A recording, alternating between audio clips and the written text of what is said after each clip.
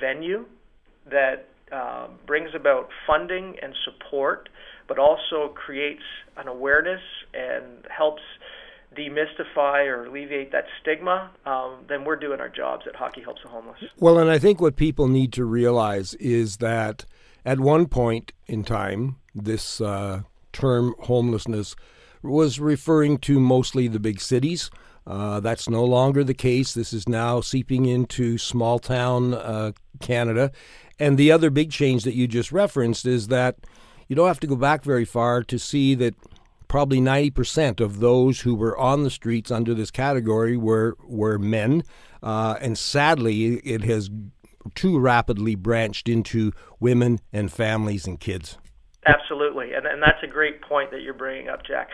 Interestingly, there are an estimated 17,000 beds in Canada that are available to homeless people, and yet there's an estimated 150,000 to up to 300,000 homeless men, women, and youth on any given day or night in Canada. So you do the math and you realize we got a problem.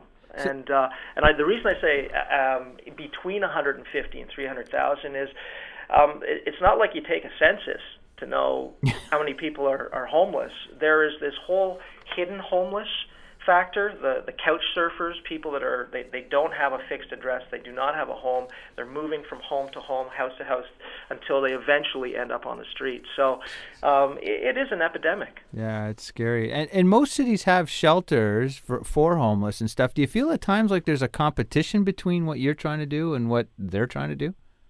No, not at all. We've been very fortunate to partner with some amazing organizations across the country. And a number of the better organizations have created these strong working relationships with each other just to maximize their impact, because those organizations get it. They understand that some may be the first point of contact where the relationships are built. Others may be just trying to provide some sustainability, and then there's others that are all about reintegration and helping people get back on their feet again. So we try and partner with organizations that will fall into one of those three categories, and they're working really well together in many cases. Now, I read that, I don't know how far back this number goes, probably a year or so, that your efforts had raised over $3.5 million. So you've obviously had some successes. What are still some of the challenges that you face? Well, I think our biggest obstacle is what I alluded to earlier, which is overcoming the prejudice and the misinformation that exists today.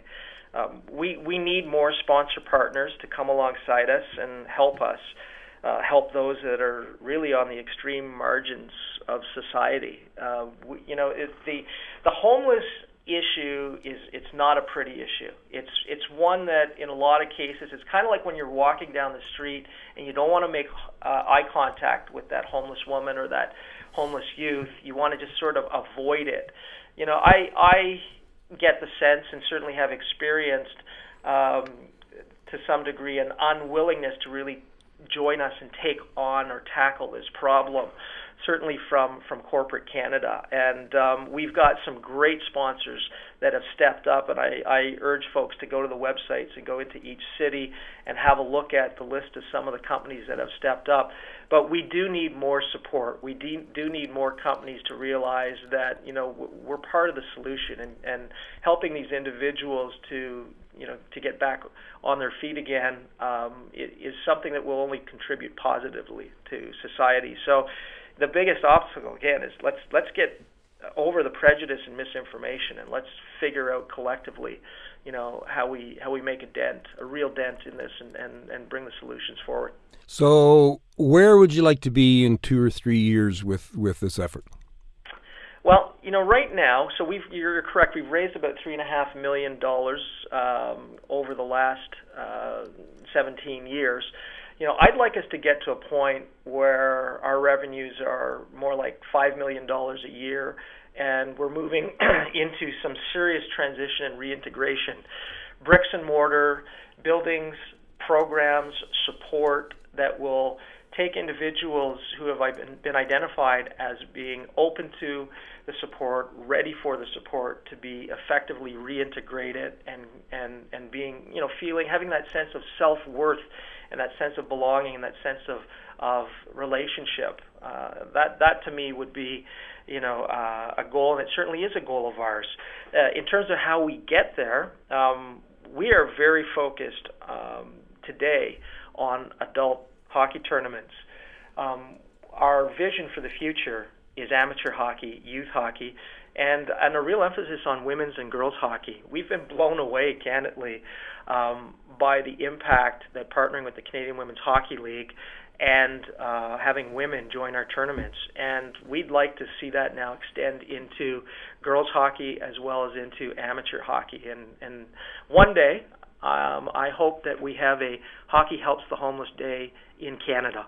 Oh, that's fantastic, Gary. And, those are the kind of things that we need. And I think what we all want to aspire to. And we say, how do we make these kind of things happen? You got to keep doing what you're doing. How do people learn more about what you're doing, Gary? Go to www.hockeyhelpsthehomeless.com. That'll take you to our home site, and you can start to run through the website at that point. You can check out the various cities, the dates. Actually, if you don't mind, let me just run off the dates in case your listeners want to know. We're in Calgary at Winsport Arena on October 26th, Toronto at the Magna Centre on November 16th. We are at the UBC Thunderbird Arena in Vancouver on November 23rd, and then Ottawa Bell Sensplex March 1st, and Montreal Pierre Fouquet-Grasse on March 22nd. So we've got 5 tournaments coming up, and we'd like to get as many folks out supporting and being part of it. Oh, Gary, that's awesome. Thank you so much for doing this today. We know you're a busy guy doing all these different things. Appreciate you coming on the show and talking about Hockey Helps the Homeless. Thanks very much, Kevin. Jack?